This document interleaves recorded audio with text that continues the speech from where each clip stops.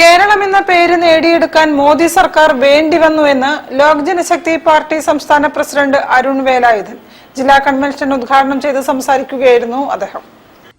Lok Janshakti party ജില്ലാ convention കോഴിക്കോട്ട് നടന്നു. പാർട്ടി സംസ്ഥാന അധ്യക്ഷൻ അരുൺ വേലായുധൻ ഉദ്ഘാടനം ചെയ്തു. സ്വാതന്ത്ര്യം കിട്ടിയതിനു ശേഷവും സംസ്ഥാനം രൂപീകരിക്കപ്പെട്ട ശേഷവും കേരളം എന്ന പേര് നേടിയെടുത്തു തരാൻ ഒരു രാഷ്ട്രീയ പാർട്ടിക്കും കഴിഞ്ഞിരുന്നില്ലെന്നും അതുണ്ടാക്കി തരാൻ നരേന്ദ്രമോദിയുടെ അധികാരത്തിലുള്ള NDA സർക്കാർ വരേണ്ടി വന്നെന്നും അദ്ദേഹം പറഞ്ഞു. കേന്ദ്രത്തിലും കേരളത്തിലും ഒരുപോലെ NDA ഭരിക്കണം. കേരളത്തിന്റെ വികസന താല്പര്യങ്ങൾക്കനുസരിച്ച് നീങ്ങുന്ന ഒരു സർക്കാർ വരണമെന്നും അദ്ദേഹം കൂട്ടിച്ചേർത്തു. നമ്മുടെ പാർട്ടിയുടെ ഈ പ്രവർത്തനങ്ങൾ ആരംഭിച്ചു തുടങ്ങിയിട്ടേ ഉള്ളൂ. അപ്പോ ഇപ്പൊ നമ്മൾ പ്രവർത്തനത്തിലേക്ക് നമ്മൾ വന്നു കഴിഞ്ഞാല് ഇപ്പോ നമുക്ക് കുറച്ച് MLA-മാരെ സൃഷ്ടിച്ചെടുത്തുകൊണ്ട് കേരളത്തിന്റെ ഓപ്പോസിഷൻ, കേരളത്തിന്റെ പ്രതിപക്ഷ രംഗത്തേക്ക് നമുക്ക് കടന്നു വരാൻ പറ്റും.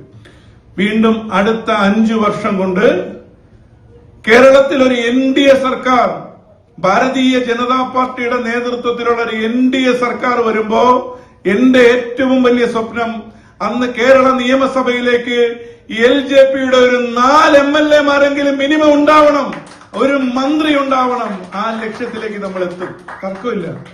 നമ്മൾ ഒരുമിച്ച് നിന്നാല് MLA-മാരും മന്ത്രിമാരും ഒക്കെ നമ്മുടെ പാർട്ടിയിൽ നിന്ന് കേരള നിയമസഭയിലേക്ക് കടന്നു കയറുന്ന ദിവസങ്ങള് അതിവിദൂരമല്ല. ചടങ്ങിൽ വിവിധ പാർട്ടികളുടെ ലയന സമ്മേളനവും നടന്നു.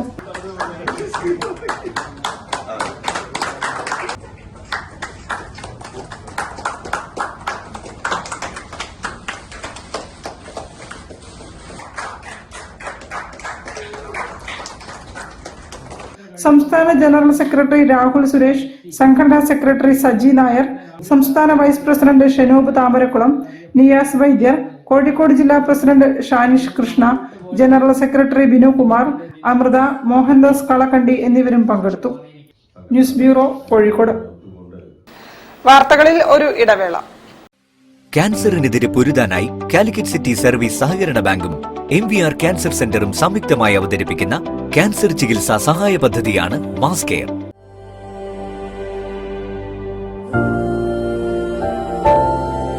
We will treat you well. Aster Men's Hospital, Calicut.